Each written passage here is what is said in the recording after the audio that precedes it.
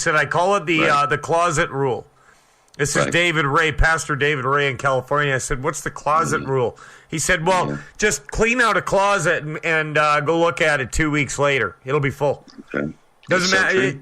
Like something will take the place of that. I, myself, Greg, I used to be a chronic drunk driver. Oh, jeez. I was just thinking about that today. And I mean, oh, dude, I don't know if you got a story or not, but I know you were. But just, and some of your listeners don't know that you were such a party boy, Mikey. I played in rock and roll bands. I was a drummer. I was a lead singer. I got invited to the parties that people didn't know about. You know what I'm saying? Like, the after hours ones. Yeah, stuff those? Like that. And so like, but I mean, you know, even before that, I was, you know, I had my own business, so I would go to a city about an hour away, and I would finish the job, and then I would buy a 15-pack, and I would have that 15-pack just about finished by the time I pulled into the town in an hour. Sure. Driving in my truck, right? And I was positive that I had the situation under control, and like I knew. Like you know what I mean? Like you know, you know when you're inebriated. So like I would be very deliberate and very careful and follow all the rules. And I thought, you know, people that get in accidents driving drunk, they're stupid. They don't know as much as I do. They're like because right. That was kind of my attitude. Is like I can do this, right? Well, that actually went on for a few years actually, and then it happened. And then it happened. I was driving home with a friend from another city, and let's not make any mistake about it. I was drunk, but here's the thing: I had a power inverter sitting on the on the console of the truck, and it was wintertime, and we were coming into town, and this power inverter sitting on the console where our beers were. Fell onto the floor in front of my driver's seat. So I leaned down to get it, and I swerved, right? Because I was leaning down and I still had my hand on the wheel. Well, somebody behind me phoned the police, and they were waiting for me in town. Oh, good sign when they're waiting for you. They were waiting for me, and they followed me into the parking lot of the liquor store because I was going to restock. Oh, yeah. Because I was out from the drive.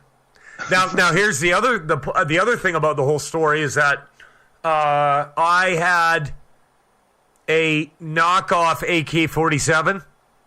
Oh, nice. In the back seat. Oh, yeah. And about 1,000 rounds. In the truck. So you're like the guy in the episode from Cops, right? You know, by the way, you got a bunch of guns in your back seat. I did, I had about 1,000 rounds of 7.62 in the back seat, and well, like next to it, right? And so they were kind of eyeballing that, and then so my truck gets impounded, and you've got to come and pick it up in about like 48 hours, and then you've got court after that, and that's where you get into the process of losing your license. And so I've got to go back to the police station and pick up my rifle and this ammunition, right?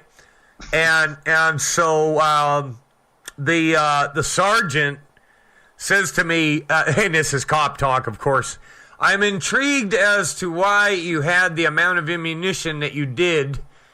And that specific rifle, it's not exactly a hunting rifle. He said, you know, like when we see that, we kind of think we are looking at somebody that's planning to do some damage.